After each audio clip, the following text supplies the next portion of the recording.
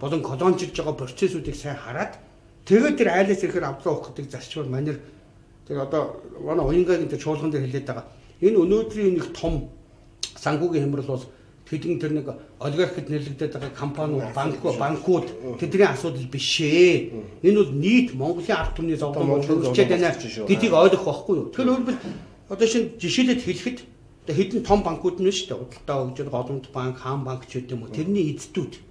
Дээр нэг МСС одоо юу гэдэг тэр Нямташ, Шунхлаа энэ гэдэг хэдэн том компаниуд гэж бодъё л доо. Эдгээр бүгд нийлээд тэгээд дээр нь саяны энэ байж байгаа юмыг харчаад тэгээд энэ Монгол банк санхүүгийн системийг эдгээр ард түмэнтэйгээ нийлж байгаа зас чадвал эдгэрт өөрсдөд нь хүртэл аюулгүй ашигтай сайн хувилбар байхгүй юу?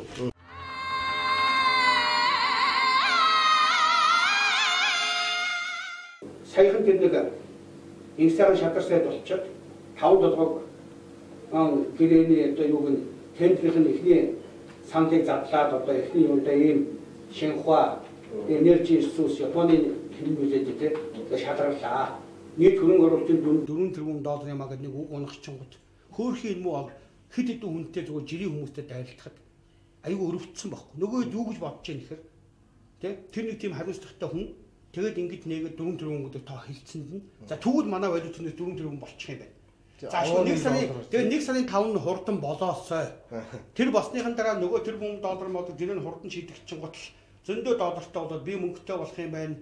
Тэ нэгдүгээр надад мөнгө олохгүй бизнесээ хийж чадахгүй тэгсэн мөртөө урд нь авсан зээлэндээ хүндээ шатж байгаа маань зогсох юм байна гэсэн тийм гинэн тийм байгаад нь би үнэхээр нэгдүгээр нөгөө хүмүүсээ өрөвдсөн хоёрдугаарт нь тийм хариуцлагагүй үг унгаж арт түмэд хоосон ордлого төрүүлж байгаа Дэнгэсааны чинь одоо тэрэн тэрүүгээр угаасаа болохгүй байхгүй дээ 4 тэрүүмээр бас нэг талдаа айгүй өмнөөс нь харамсаж байгаа байхгүй. Тэгэхээр одоо эндээс би юу дахиад хоёул юу хүмүүс тайлбарлах гэдэг юм хэрэг 5 толгой эхний зурагдсан үнийн дүн. Зурагдсан үнийн дүн. Бодит одоо тэдний гаргаж ирж байгаа үнийн дүн. Иннээсээ яг үнэхээр Монголд хэдэн валютын нот утсан. А тэгвэл миний ойлгож байгаа бол ерөөсөө Монголын банкаар яваагүй байгаа байхгүй юу? Орлого ерөөсөө Монголын банкаар явахгүй байгаа. А одоо өнөөдөр бүр чөлөөтэй ажилтаа тэр манай хэний сайн хүүхэн Ганбаатарч манай үйлдвэртний Ганбаа гişүүн Ганбаагийн хилээд байгаагаар бол ерөөсөө орлого нь орж ирэхгүй айгүй хэвийн ажиллаад ашигтай ажиллаад байгаа шүү дээ. Тийм шүү дээ. Тэгэхээр одоо ингээнээр бодъё. Эхнээ ингээнээр бодъё. Тэр үнэхээр алдартай гой Монголд ачаа өгдөг тэр оюу толгоон гадаадын шууд хөрөнгө оруулалтын гэрээмэн өнөөдөр Монголд ямарч одоо үгдэн тэр яриад байгаа шиг үр дүнгээ өгөөгүй тохиолдолд дараагийн гэрээ зурна гэдэг нь өөрөө угаасаа худлаа юм багхгүй болж байна. Худлаа үстэй. Тийм тэгэхээр айдас зэрэг авдраа авахгүй юу хэлээд юм нэхэр зурцсан гэрээнүүд дээр тэр бороогийн гэдэг энэ одоо тэр дахиад яригдаад байгаа алтны нөөцүүд шүү дээ. Тэр маань өөрөө яг яаж явцсан юм? Монгол банкнаас яаралтай их хурлын 76 гишүүн нэгэн ч зөрж ойлгоод идэггүйгээр валютын нөөц гэж яг юу юм? Ямар тохиолдолд энэ шууд хөрөнгө оруулалт нэрлээд байгаа янз бүрийн төрийнхний шийдвэр гаргаад зураад байгаа харийнханд энэ өгдөө үлдээсэн газар нутгаас өмөл цөмөлж өгөөд байгаа. Тэрийг өгөхдөө үндсэн шалтгаанаараа валютын нөөц ихсдэг гадаадын шууд хөрөнгө оруулалт валютын нөөцийг ихсэгдэм а гэдэг үндслээр бүгдийн түрээ зуруулаад нутгаас нэгээд хурцдуулж өгөөд нь штэ. Ингээнээр бол тэгвэл тэрийн нэгдүгээр 76 гишүүн дахиад яг энэ өмнө байгаа микрофон шиг хинч тэмээ ямаа гэдгүүгээр гадаадын шууд хөрөнгө оруулалт гэж ийм хэлдэг. Мөн энэ тэгтээ яг Монгол улсын валютын нөөцөнд тооцогддог хэсгийн тэгвэл гадаадын шууд хөрөнгө оруулалт гэж хэлдэг болж ч гэдэм үү. Бүр тэгээ бүр болохгүй хуульчтай тогтооцсон дээр.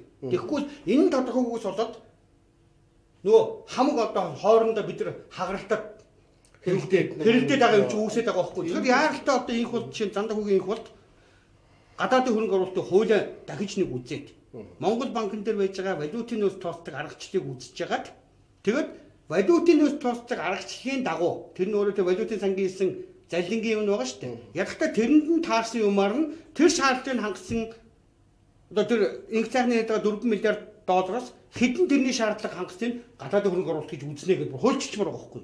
Жишээ тийм бол эн чинь нөгөө айлын зэрэг авдраа авах. За ингээд эхэлчих юм бол энэ их олон том нөгөө зангидагдсан байж байгаа учир нь отохгүй байгаа хямралын үндсэн санхүүгийн шалтгаан чинь энэсээ ингээд гарч эхлэх байхгүй. Нөгөө талдаа чи тэр бас 4-5 жил ярьсан. Бүх юм мөнгө санхүүгийн систем буюу төв банкн дээр байгаа. Монгол банкн дээр. Засаг бол яг үндэ хөөрхөн амт хэлмэгдэж байгаа хүмүүс. Засаг юу хийх ёстой юм хэр засаг бол өнөөдөр татвар цуглуулна. Тэр татвараас хүмүүстэй буцаж хуваарлна. Тэр нь одоо тодорхой хэсгийн гэхдээ яг баялагын биш. Нөгөө баялагч нь нийтдээ том Монгол банкны эмээсээ илэрхийлж шүү дээ гэдэг нь нөгөө дотоод тэнцвэр. Тийм дотоод тэнцвэр. Тэгэхээр энэ яг одоо энэ төгрөгийн доллартай харьцаж байгаа ханш унтсан девальвацад төгрөгийн бараа бүтээгдэхүүнтэй харьцаж байгаа ханш нь унаад бараа бүтээгдэхүүнтэй болцсон инфляцид мөн үү засаг ямар ч тийм шууд нөлөө байхгүй. Угаасаа шууд буруугүй байхгүй. А засаг бол дам буруутай. Тэрний үеийн гэхээр гадаад худалдаага хийн чадаагүй. Засагт бол өнөөдөр зөвхөн гадаад худалдаа хийх хэрэгтэй байгаа. Тэгээ одоо яг үеэр бас их олон жил ярьсан гадаад худалдааны хууль гэж бас борлуулаад хурдан оруулах гэж үзэх гээд ах шиг. Гэхдээ тэр нь бол угаасаа орхоос өмнө амжид байгаагүй хямарч хямраад 30 олохгүй байж байгаа л явчих юм шиг байна. А гадаад худалдаа одоо энэ бүх орнууд төр энэ том санхүүгийн дамжуулж хийсэн хямралын дараа хийсэн хэдхэн алхам байдэн шүү дээ. Нэгдүгээрт бүх экспортын орлогыг тий хинэн гадаад дотоодын хинэн байгаас хамаагүй нэг л Монголын баялагийг зараад экспорт олж байгаа бол заавал Монголд нь авчирч тухайн үндэсний мөнгөнд тэмдэгтээр нь тушааж явах. Яг үнэ. Мөн үү? А тэгээ тэрнээсээ харин дараа нь хэрэг зардал өөрсдөө гаргаад явах хэрэгтэй. Нэг Монгол үйлдвэртэй компани тийм учраас оюун толгойн тэр тий 5 тэрбум доллар тэр чигээрээ Монголд орж ирэх хэрэгтэй байхгүй юу? Одоо шинэ энэ жил тэрбум долларын борлуулалт хийсэн байлээгүй тэр борлуулалтын хийсэн тэрбум доллар нь Монголд ирж борлогч сая валютын нөөц болж манай нөгөө мөнгийг ихсэн гэсэн. Тэгэхээр яаралтай хууль гаргаад энэ экспортын орлогуудыг бүгдийн 100% ч Тэгвэл хийж чаддаг болчиход яг энэ шатыг чи хятад метод бүгд дамжсан шүү дээ. Тэгжил босч ирсэн байхгүй юу? Нэг. Хоёрдугаарт нь импортын дээр. Чи экспорт импорт хоёрын юм дээр л наад одоо тэнцэл дээр чинь нөгөө долларын ханшиг тайлбарлаад явагдаад байгаа нь суур залхин чи явж байгаа шүү дээ. Тэгэхээр импортын дээр нь засгийн газар нь тэр импортоор хийж байгаа бараа бүтээгдэхүүнүүдэд нөгөө нэг ингээр 3 хуваачих хэрэгтэй байхгүй юу? Хэрэгцээ, хэрэглээ, тансаг хэрэглээ. Хэрэгцээ гэдэг бол бид нар өстой ямар тохиолдолд монголчууд тэргүүгээр байж чадахгүй тэр юмнууд нь ахуй амьдралд нь хэрэгтэй болсон. Одоо энэ нэгтэн бүтээгдэхүүн гарцаа болохгүй манай өөртөө хийж чаддаггүй хоол хүнс одоо юу гэдэг. Тийм тэд нар тэрг бол бүр яг нэг номерт нь ач холбогдол өгөөд гайлын татваруудаар нь зохицуулж явах. Хоёрдугаарт нь хэрэглээ. Энэ бол хэрэгцээгээ бодвол хэрэгтэй ч гэж болно хэрэггүй ч гэж болох юм байхгүй юу. Тэгэхээр энийг бол дараагийн валютын нөөцийн хэмжээс хамаарат гайлын татвараар нь зохицуулж идэг. А 3-дугаарт нь тансаг хэрэглээ. Энэ бол бүр валютын нөөц ихтэй. Тэгээ юу ч авсан яадын гэдэг тэр өгөгдөл дээрээ бас л нөгөө гайлын татвар юмар нь зохицуулагдж идэг. Ингэж засаг үтгэхээр засаг өсөв экспортын орлогыг бүгдийг хамж аваад энэ ч тушаалга хууль гаргаад. А нөгөө талдаа импортер саяны 3 үндсэн шалгуурыг тавьчаад тэгээд нөгөө валютын нөөцөө харж агаад гадаад худалдааны тэнцэл алдагдaltaй болох гээд эхлэх юм бол зөвхөн хэрэгцээний импортын дээр нь зөвшөөрөл валютуудыг өгүүлдэг. Өөрөөр хүмүүсийг гидсээ чангал, бүсээ чангал, эмэг хөгжөө тушаа мушаа гэсэн марцын юм ярихын оронд зүгээр ингэ хийчихвэл би ч гэсэн одоо ингэ дэлгүүрт оронгууд надад чи систем миний эсрэг нари болцсон байгаа. Зээлгүй явуулчихдаг. Тийм. Энэ чинь манайх заавал нөгөө манайхаас валют худалдаж авчих гаргахын оронд дараа төлбөртөө доодын зээл байгаа биш. Яг наа чи дараагийн техник дахиад болчиход байгаа. Өөрөөр юу гэхээр ямар ч юм би сая ямар логик тайлбарлах гэдэг нь тэгэхээр өнөөдөр ард түмнээс гадаад худалдаагаа тийм одоо шинэ шүү дээ. Ерөнхий сайд юу ард түмнээс урайж гоох хүсэх ёстой юм гэхээр та нар хэрэггүй импортоо болоод өгөөч гэж уриалах ёстой болохоос биш.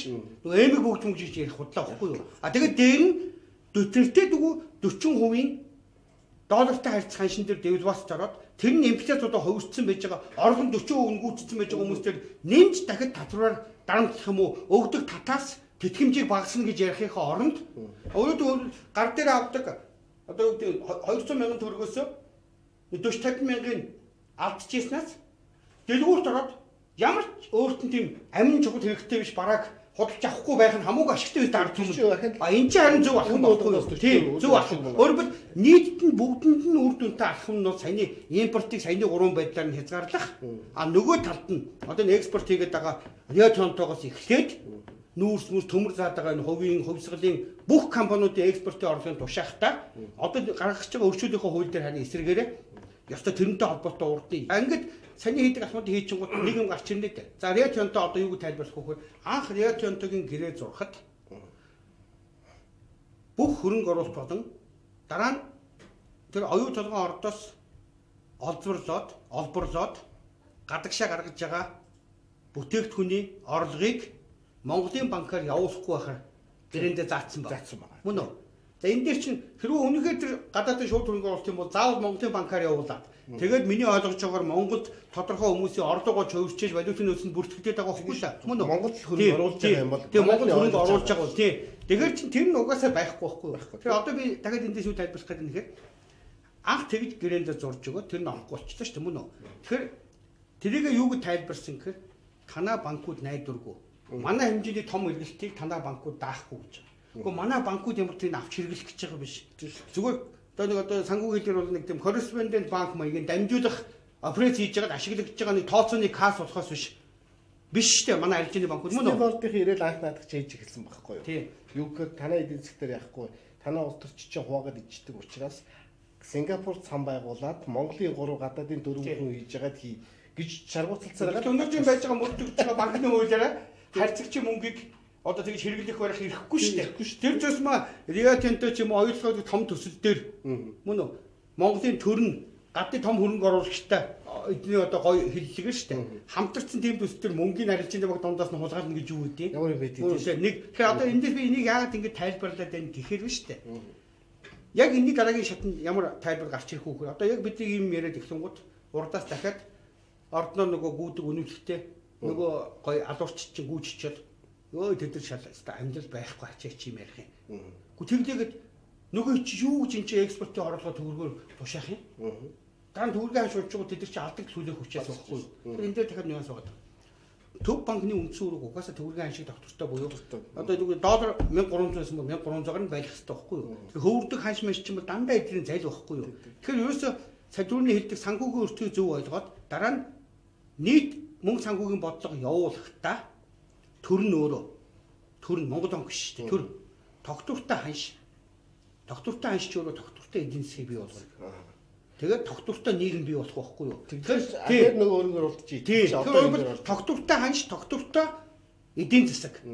Эдийн засаг гэдэгт бол одоо ямар юмыг ойлгож байна гэхээр эдийн засаг гэдэг бол тухайн хүмүүсийн эрсдлэн ажилуулна уу, уурхай ажилуулна уу, тий? Одоо юу гэдэг нэг тийм спортын клуб ажилуулна уу?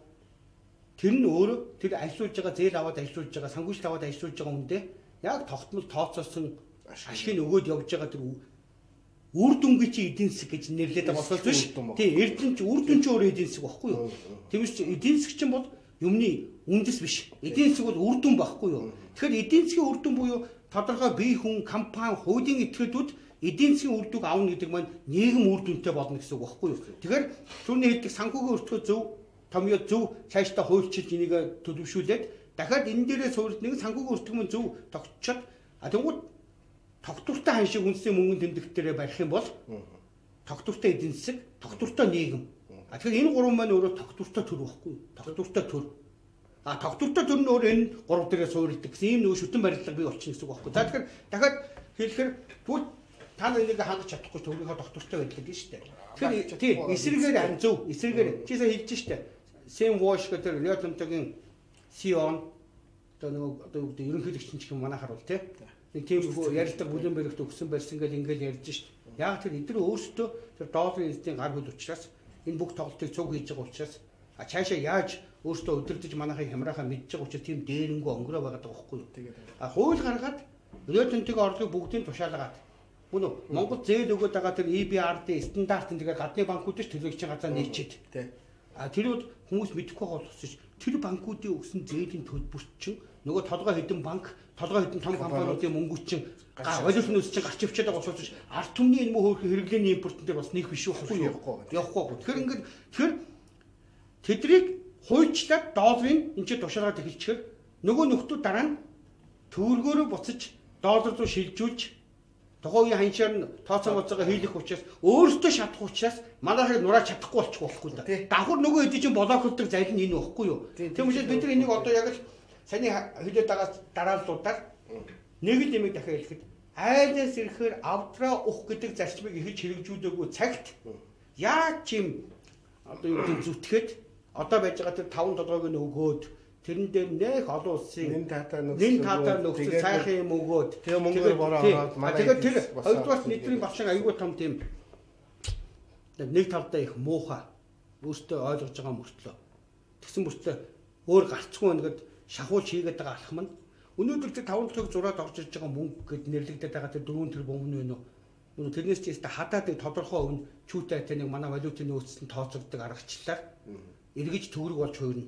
Тэр төгрөг болж хувирсан өмнө бас л дахиад Монгол банк буцаагаад эслийн сан ман янз янзын нэрээр татаж авсаар байгаад тэрний чинь баг нэг чүүтэй 50% хүмүүст өндөр хүүтэй зээл болж очино. Тэр очисон зээл маань тодорхой хугацааны hodимтолтойгоор өөрөөр хэлбэл оюул 5 цагийн гэрээ зурагдаад хийгдсэн тэр толгой компаниуд дээр орж ирсэн дансны гүйлгээнүүд нь явсаар байгаад жирийн хүмүүс рүү жоохон үлдэгдэл шавхрын очиж зээл болох тэр хугацааны хожимдлаа харахаар энэ одоо байж байгаа энэ өмнө сэгч амжихгүй л واخгүй юу. Тийм учраас хамгийн хурдан хоорондоо 30 одоос сэхээгээд энэ дундаас энэ нэгдэлтэй гарахаар ч юм бол ерөөсөө энэ мөнгөний тогтолцоог бушуухан янзлах واخгүй юу. Эндээс одоо хин нэг нэгэ дайсан гэж харах хэрэггүй. Өнөөдрийн хүртэл хин нэгнийхээ алдсан дээр нь дөрөөлөд хэрэггүй واخгүй юу. Мөн бүгдээ л нийтээр ард түмэн ч гэсэн энэ 92 оны Америкуудын санаатаар шургуулсан хуулиар хөөрхий төрөдөө итгэл уламжлалт төрдөө итгэдэг тэр сайхан сэтгэлээрэл итгээл сонгоод барайл тэгээ тэнцвүүлж үзээл нэгийг ялуулж үзээл нөгөөг нь ялуулж үзсээр бол өнөөдөр хүрээд ирсэн шүү дээ. А энэ төр дээр байж байгаа хүмүүс нь ч гэсэн тэр болгонд нь яаж игээд төр дээр хуржээл ирмэг тэрвэхээрээ зүтгэцгээгээл яваад ирсэн учраас аль нэг тийм алдаа оноогоо шүүж ярилцсан. А тиймээс ч алдаа оноогоо төлөө би энтэйгээ тооцоо боддог өсөлтөг юмнуудгүй байхгүйгээр тэгж яагаад нэгдэж чадуулж гэж яриад байгаа байхгүй юу? Айгүй хүмүүст энгийн хэлбэрж ойлгуулахад би нэг зүйл бичиж гэж бодчихсон. Жишээлбэл саяных байхгүй юу? Ухаалаг дээр хөрөнгө оруулалт орж ирсэн. Манай MCS 2.3 тэрбумын IPO босгоцсон Азийн баячуудын чигсалтанд ороод ир гэдэг хэлсэн тий. Хажууд нь 5 толгойг Бат Эрдэнэ Ажна корпорац явж ирсэн тийм үү. Ажна корпорац бол яасан гэхээр яг өөрийнхөө арга барилаа. Өөрсдийн хүмүүсээс сонгоод нөөц экспортлж ирсэн. Маш хурдан томорсон байхгүй юу? Одоо Монголын хамгийн том компани. Тэр IPO босготлоо MCS бол Монголд маш зөв чигтэй компани явж ирсэн. Одоо ямар л тэр хамгийн түрүүн MCS онж байгаа байхгүй тий. Яг гэвэл IPO босгосон учраас одоо манай энэ MCS компани яаж юм гэхээр өрөө төлөхийн тулд дотоодоос зээл аваад нөгөө замаа засгийн газар шахаад ингээд амьд үлдэхийн төлөө 1.5 тэрбумыг жилд болохын тулд одоо манай ингээд энэ компани бол хамгийн хүнд байдалд орж байгаа. Энэ одоо манай улсын асуудал болчихж байгаа. Тий. Тэгэхээр шалтгаан юу гэхээр яг тэр байхгүй юу? Яг IPO зурж яхад л тэр хөрс суултыг Layton гэдэг компани нэгсэн. Тэр нь одоо ажлаа энд $8 хэлгэж хахад MCS бол $30 хэлсэн тийм. Мөнгнүүд яасан бүгд гараа Layton руу гараа. А өөр нь энэ дээр үлдсэн. Ажил үрийг гүйцэтгэх мөнгөд Монголын ард түмэн дээр үлдчихсэн байхгүй юу? Тэгэнгუთ одоо яаж юм гэхээр дотоодоос зээл аваад ингээ гаргахаар одоо яаж юм гэхээр Монголын ард түмний норм дээр үлдчихэж байгаа. Яг иймэрхүү ялгаануудыг бид нар маш сайн хэлж өгчээж ер нь их хурл дээр байгаа хүмүүс ч гэсэн бүгдээрээ санхүүчд биш шүү дээ. Ясан дээр бол. Тийм үстэй. Ер нь санхүүч юм байхгүй шүү дээ. Тийм шүү дээ. Айгу хүнд шүү дээ. А санхүүчд нь байлаа гэхэд манайх чинь хамгийн сайн санхүүчд нь гэлээ гэтэл одоо баруун талд төгссөн хүмүүс ихээхэн өөрийн гэсэн бодолтой үндэсний үзэлтэй болоогүй залуучууд байгаа нөхцөлд бид нар энэ рүү байнга орох л байна. Тэгэхээр энийг хилээд байгаа нь шүү дээ. Гэх мэтээр сайн тайлбарлаж хэлжээвэл ард түмэн за одоо энэ тэгвэл яг манай асуудал болсон юм байна гэж ойлгох. Тийм. Одоо өөрөөр хэлбэл MCS гэдэг компани Монголыг зарчаад ингээд байгаа юм биш. Энэ санхүүгийн өрхөнд орцсон юм байна. Ийм нөхцөлд одоо бид нар яаж байна. Хэрвээ MCS нь бол бид нар хамтдаа л хөрөх. Тэгээ эндээс дахиад манайхны ядуугүй манай төр засгийнхны гаргах гэж байгаа арга нь бол MCS-д яаж хийж байгаад л дараагийн зээлийг нь олгоод улам өндөр хөвтэй зээлээр ингээд тэр нь цаашаа өгөөд цаанаасаа өндөр хөвтэй зээл авч буцаад ингээ хоёр талаас ингэсээр наач нөгөө өөрийн хангалттай өшөө чирээд өөрийн хангалттай зөвхөн MCS-ийг чирээд байгаа шүү байхгүй юу? Тийм. Манайх улсаар ард түмэн тэр чирээ чирэгдчихэж байгаа байхгүй юу? Улсаараа чирэгдэж. Тийм учраас энийг нөгөө одоо ингээд яг ингээд сайн маш энгийнээс MCS-ийн эзэмшигчд, хөвцөө эзэмшигчд нь бол төстөө өнөөдөр тэр нэг олигарх гэж хочлогдоод ялангуяа хүмүүстэх тийм зэвүүцэгдээд байгаа энэ төр хүмүүс яг үндэ бол өөртөө буруутай биш бас л сайн харуулна. Санхүүгийн тогтолцоо чи бүгдийн чирээ оруулчихад байгаа. Тийм тэгэхээр нөгөө баян ярьдаг чи тэрийн тогтолцоог нь зөв болгоогүй цагт буруу тогтцооноос болсон альва нэг алдаа хохирлыг хэн нэгэн дээрээ тохож хэн нэгнээсээ өөр төлбөр нэххэ болёо. Чухам энийг нөгөө тэр харийнхын жинийг хүсэж байгаа. Өөрөөр яг биднийг Украин шиг хямрах шанс нь өнөөдрийн энэ олигарх типийн гэд нэрлж нэг хэсгийн албаар өрөнд том өрийн тулан болгочоод нөгөө жинхэнэ масс ард түмний болохоор бүр Ядуурлын төлөв амжиргааны үргэлжлүүлэлтэд дийлхэ болж хайж байгаад хооронд нь хагаралдуулах гэдэг чинь харийнхны л тихондоог واخгүй да. Тийм учраас бид нар энэнд нь автагдаж болохгүй гэж яриад байгаа шүү дээ. А тэгээ сая чи аюулгүй нөхцлөөр бол ийм манайхан ганцхан энэ ухаан одог юу хоёрыг хараад нэр гарснаар эдрийг хараад шүү дээ IP болсоосоо. Гэтэл манайх бол 2012 он 60 урхаан нисэн байгаа. Тий. Социализмын 60 урхаан нэн гэдэг бол социализмын 70 жил хийгээгүй юу. Тэр асрын хөрөнгө оруулалтууд орж ирсэн төмрийн, вольфрамын одоо бүр юуны хайлуур жаншны гэдэг 60 урхаа сүүлд нэр олдохоо байгаад талбайгаар нь тэр нэг тэр хоёр гэж нэрлээ явсан. Энэ 60 урхаа хөрөнгө оруулалт биш үгүй л мөн. Ахи энэний мөнгө хаав гэхээр бас борлуулалтын ордлого нь яг саяны сүлжээгээр дамжаа алгуулчихад байгаа. Тэгэхээр манайх бол яаж юм гэхээр хөрөнгө оруулалт байхгүй дэ зогсоод байгаа юм биш гэдгийг бид нар бол яг сайн гаргав. Санхүүгийн залтай схемэнд орчоод мөржүүлээд байгаа байхгүй юу? Мөржүүлээд байна л. А тэгээ цаашдаа одоо бүр гашуунч гэсэн үнэн. Яг энэ нэг өдрийн өмнө ч гэсэн яаралтай энэ мөнгөний тогтолцоог янзлаагүй цагт хамаагүй бүр хүчнэд байхгүй оюу талаач гэсэн байгаа юм шиг зараад хөрөнгө нь орж ирлээ гэхэд улам л дордно үхээс биш сайжрахгүй байхгүй юу? Сайжрахгүй. Тэгэхээр дахиад яг чинь зөв тайлбарлаж байна. Чи ингээд хүмүүс өмнө оронд их сольж буруу ойлгоод идэв. Жишээ нь нэг л ингээд ярих жишээ болгоо ярьцуучаас МСС-ээр жишээлээ л да. Хийж байгаа юмнууд нь үнэхээр сайн чанартай. Барьсан эмнэлэг, сургууль, тэр уурхаа дээр барьсан том бүтээн байгуулалтууд, станц энтергээд үнэхээр Монгол хүн урд нь хийж байгаагүй том бүтээн байгуулалтыг дэлхийн стандартаар хийцэн байгаа байхгүй юу? Мөн үү? Тэгэхээр тэдний тэр сайн хөдөлмөрч юмд их зүтгэлтэй хандаад бас нэр нүрээ бодоод хийчдэг тэр имийг тэрийг хийхдээ дагуулад бидний цуг өрөнд оруулж байгаа санхүүгийн механизмаас нь салгаж ойлгох хэрэгтэй байхгүй юу? Өөрөөр бид нар МСС-ийн тэр бүтээл чанарын хувьд бол тэр МСС-ийг нэрэнд ор цугулчихсан тэр олон мянган монгол залуучууд бид нар хүндэлж байгаа багахж байгаа байхгүй юу? Гэхдээ тэр хүмүүс нь өнөөдөр толгой нөгөө махкамнууд руу чирж орж бүгдийг нядлуулдаг мал шиг долларын эзэдийн махны машин руу ард түмнээ чирж ордог баг дээр очичээд байгаа учраас нэг ялгаад тэднийгээ ч гэсэн тэндээс салгаж аваад тэгээд нөгөө өөрсдийнхөө мөнгө санхүүгийн тогтолцооны дундаа энэ хүмүүс маань хинээс ичиж эмээх нэрлэх хэрэггүйгээр хийж чадах юмаа хийгээд тэрнийхээ үр дүнг амсаад явдаг зөв тогтолцоо руу ороосоо гэж яриад байгаа шүү дээ. Ол яриад байгаа. Ялгаа нь тэрэндээ байхгүй юу? Тэгэхээр манайхан бол энэ дэр ингээ анзаардаггүй. Ялангуяа улс төрчид дунд яг энэ МСС-тэй холбоотой асуудлаар ихэнхдээ туушиж хоёр хуваагдж байгаа тийм байгаад байдیں۔ Хүмүүс нөгөө нюансыг ойлгодгоо. Нөгөө санхүүгийн механизм дээр асуудал нь байгаа болохоос биш МСС-ийн сайн муу дээр асуудал нь биш гэдэг хардггүй байхгүй юу? Харахад сайн компаниуд гэдэг тэгсэн мөртлөөс яаж яагаад энийг Монголыг зараад өрөнд болоо яваад байгаа юм шиг ч үгүй юм гэдэг. Яг цаад учир нь санхүүгийн систем дээр мөн үү? Тэгээд саяны тэгэхээр ер нь дөрөв тэр гадаадын ялангуяа IPO гэд нэрлэдэг байгаа хөрөнгийн бирждээс мөнгө олсон гэж одоо манайхны нэрлэдэг байгаа операцэнд бол ёстой өөрсдийнхөө компаниг нөгөө доллар эзэж чинь тултал нь нуглаад хийгээд өгчдөг байхгүй юу. За чи өнөөдөр мөн үү энэ ухаан удаг дээр Energy Resource компани та нар нүүрсээ олборлох юм бол Leighton гэдэг компаниар метр куб нь $30 хөрсөө хуулуул. За тийм компани тийм тоног хөрөмжийг тийм үнээр ав. Яагаад тэгэхээр юу гэж хэлдэг вэ? Та нар энэ хувьцаа гаргаж мөнгө олсохын тулд зөвхөн дэлхийд зөвшөөрөгдсөн бидний зөвшөөрдөг компаниудыг аваараа. Эдгээр үнэ яагаад өндөр байдгийг гэхээр эдгээр өөрөө дэлхийн стандартын топ компаниуд байдгийг гэд нэрлэж байгаа. Нөгөө хамаг ашиг юм чинь бүр зөвхөн тэр жилийнх нь биш. Тухайн уурхаа дээр одоо юу гэдэг нөөц нь 10 жил ажиллаж дуусах байсан бол яг тэр 10 жилд нь тааруулаад бүр тултны компаниуд дээр ашиг аваагаа явчихдаг.